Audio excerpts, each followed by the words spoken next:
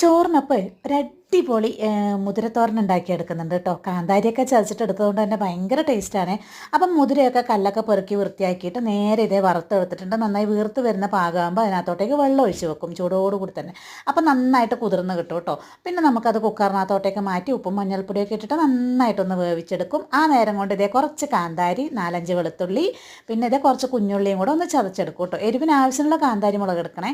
പിന്നെ നമ്മുടെ വേവിച്ച് വെച്ച അതിനകത്തൊരു ഇത്തിരി വെള്ളം ബാക്കിയുണ്ടാകും. അത് കുഴപ്പമില്ല കേട്ടോ, അത് നമുക്ക് ആവശ്യം വരും. ഇനിയിപ്പോൾ ഇത് ചീനച്ചട്ടിയിൽ എണ്ണ ഒഴിച്ച് കടുകും കറിവേപ്പിലയും പൊട്ടിച്ചിട്ട് നമ്മൾ ചതച്ച് വെച്ച് നമ്മുടെ കാന്താരിയൊക്കെ ഉണ്ടല്ലോ അതൊക്കെ ഒന്ന് മൂപ്പിച്ചെടുക്കും. ലൈറ്റായിട്ടൊന്ന് കളർ മാറുന്ന സമയത്ത് നമ്മൾ വേവിച്ച മുതിര ഇട്ട് കൊടുക്കും. ആവശ്യത്തിന് നാളികേരം കൂടി ഇട്ട് കൊടുത്തിട്ട് നന്നായി ഇളക്കി മിക്സ് ചെയ്ത് വെക്കും. ഇനി ബാക്കിയുള്ള ആ വെള്ളമൊക്കെ ഒന്ന് വറ്റി ആ അരപ്പൊക്കെ മുതിരയിലൊക്കെ പിടിച്ച് കഴിയുമ്പോഴത്തേക്കും നമ്മുടെ തോരൻ റെഡി ആയിട്ടുണ്ടാവും കേട്ടോ. അടിപൊളി ടേസ്റ്റാണ്. ആ ഒരു കാന്താരിയുടെ ഒക്കെ മണം നല്ലൊരു കോമ്പിനേഷനാണ് കേട്ടോ. ചോറിനൊപ്പം കഴിക്കാൻ ദ ബെസ്റ്റാണ്. അപ്പോൾ ഇങ്ങനെ